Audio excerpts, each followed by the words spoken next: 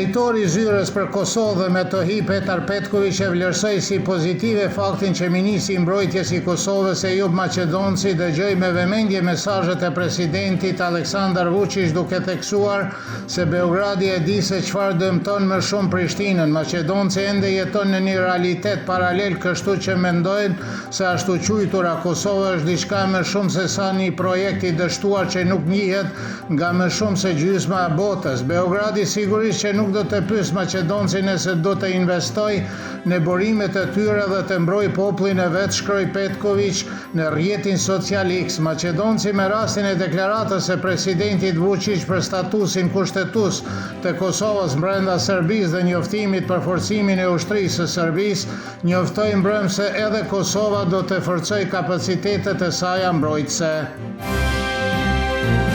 Ligji i Kosovës për të huajt fillimi zbatimit të cilit njoftuan javën e ardhshme mund të ndikojë në punën e institucioneve shëndetësore që veprojnë në sistemin serb, paralajmëroi politologu Ognjen Gogić. Ai deklaron se disa punon shëndetësor mund të përballen me kufizime në qëndrimin e tyre si dhe me ndalimin e punës.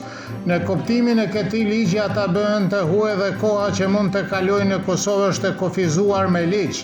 Ata do të detyrohen të paraqiten në policinë e Kosovës nëse duan të qëndrojnë më gjatë dhe brenda asaj periudhe, tha Gogić.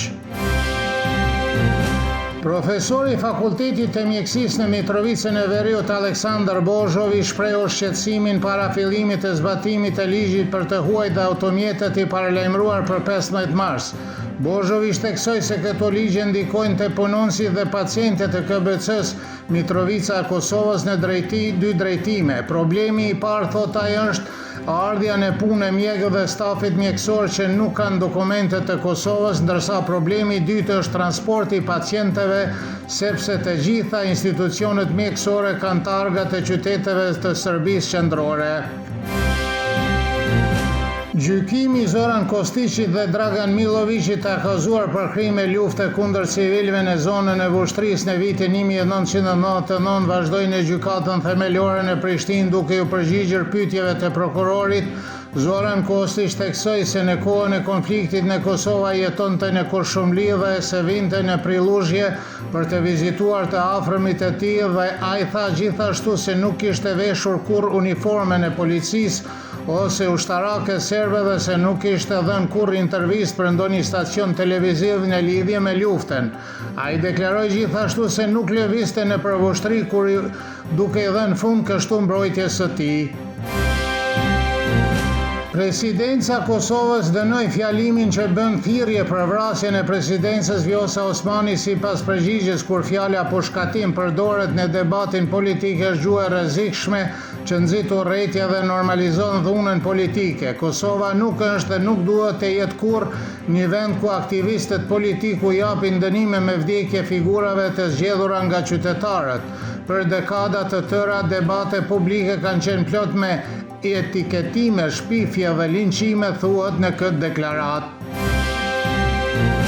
Analistët politik Mimoza Gavrani dhe Det Prenga deklaruan se Vjosa Osmani është kandidatja më e përshtatshme për presidentet e Kosovës, duke përmendur si argument kryesor suksesin e saj diplomatik në skenën ndërkombëtare, në cilat quan në një rritje të numrit të njohjeve të pavarësisë së Kosovës.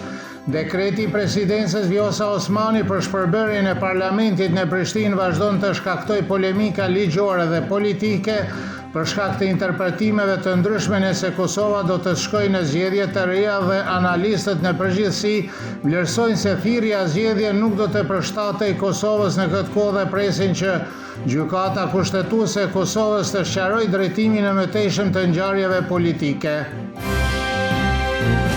Kryetarja e grupit parlamentar të Lidhjes Demokratike të Kosovës, Jehona Lushako Sadriu, tha se kryeministri Albin Kurti duhet të shpjegojë pse po kërkon zgjedhje të reja pavarësisht se ka marrë 51% të votave të qytetarëve në zgjedhjet e dhjetorit. Ai është plotësisht i paaftë të miratoj politika racionale dhe të arsyeshme në favor të qytetarëve.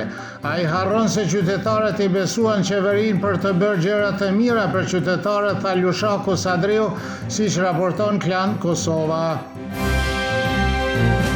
Moti nesër në mëngjes do të jetë i kthjellë dhe i ftohtë me ngrica gjatë ditës, mot me diell shumë i ngrohtë për këtë kohë të vitit do të fryerje lehtë juglindore, mesatare dhe e fortë. Temperatura mëngjesit nga -2 deri në 7, kurse ajo maksimale ditore nga 16 deri në 20 gradë Celsius.